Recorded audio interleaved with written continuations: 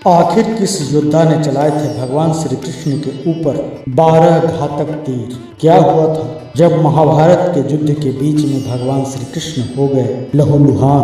दोस्तों, स्वागत है आपका हमारे चैनल पर। वीडियो में आगे बढ़ने से पहले हमारे चैनल को सब्सक्राइब अवश्य करें, साथ ही बेल आइकन जरूर दबाएं। चलिए करते हैं ज्ञान की बात। कहा जाता है कि महाभारत के युद्ध में भगवान श्री कृष्ण ने अर्जुन और दुर्योधन को 2 विकल्प दिए थे। एक, या तो वो भगवान कृष्ण जो कि निहत्थे होंगे उनको चुनने का, या फिर भगवान श्री कृष्ण की नारायणी सेना को चुनने, जो कभी नहीं हारी थी। दुर्योधन ने नारायणी सेना को चुना और अर्जुन ने स्वयं भगवान श्री कृष्ण को। अब ऐसे में सवाल उठता है कि भगवान श्री कृष्ण तो निहत्थे लड़ने वाले थे, तो फिर आखिर वह कौन योद्धा था जिसने स्वयं भगवान श्री कृष्ण पर 12 घातक बाण चलाए थे, यानी 12 घातक बाण छोड़े थे? तो आपको बता दे, वह कोई और नहीं बल्कि स्वयं सूर्यपुत्र कर्ण थे।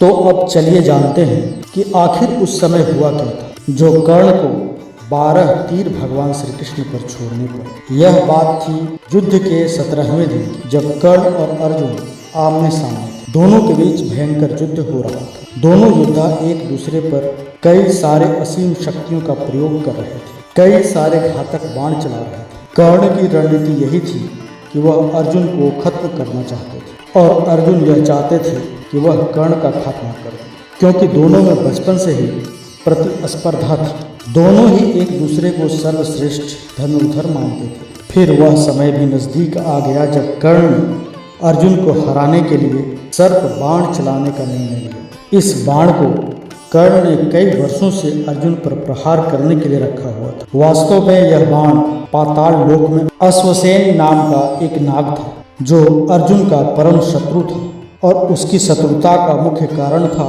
खांडव वन में अर्जुन ने उसके पूरे घर को उजाड़ दिया था और सर्प जो रह रहे थे खांडव वन में उनको वहां से हटा दिया था। अश्वसेन तभी से अर्जुन को मारने के लिए मौके की तलाश में था। कई सारे धार्मिक सीरियल्स में या महाभारत में आपने देखा होगा कि वह कहते हैं कि उन्हें तक्षक नाग मारना चाहता था। भारत के विभिन्न ग्रंथों में उन्हें अलग अलग नाम से दर्शाया गया है। कोई अश्वसेन कहता है तो कोई तक्षक नाग। और मुख्य युद्ध के तौर पर अश्वसेन ने पहले ही कर्ण के बाण को चुन लिया था। वो जानते थे कि सिर्फ और सिर्फ कर्ण ही अर्जुन को मार सकते।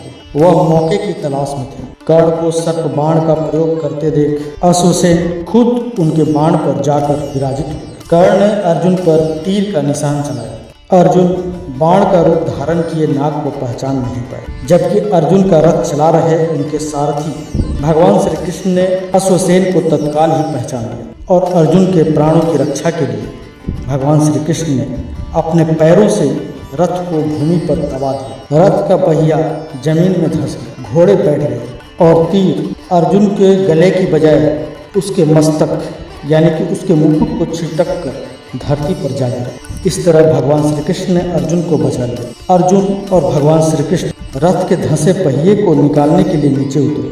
तभी मौका देखकर कर्ण ने उन पर वार करना शुरू कर दिया और तभी अर्जुन की ढाल कोई और नहीं बल्कि स्वयं भगवान श्री कृष्ण बने। उसी समय मौके पर 12 तीर यानी 12 घातक बाण जाकर भगवान श्री कृष्ण के शरीर में धंस गए। पूरी सृष्टि के रचयिता भगवान विष्णु के अवतार स्वयं भगवान श्री कृष्ण ने उन बाणों के घाव को सह लिया। तो भगवान ने अर्जुन को अश्वसेन के बारे में बताया। अर्जुन ने 6 बाणों की सहायता से अश्वसेन के टुकड़े टुकड़े कर दिए और इस तरह भगवान श्री कृष्ण ने स्वयं पीड़ा सहते हुए परम प्रिय अर्जुन को बचा लिया। सिर्फ इसी वजह से कर्ण के 12 तीर स्वयं भगवान श्री कृष्ण खाते रहे।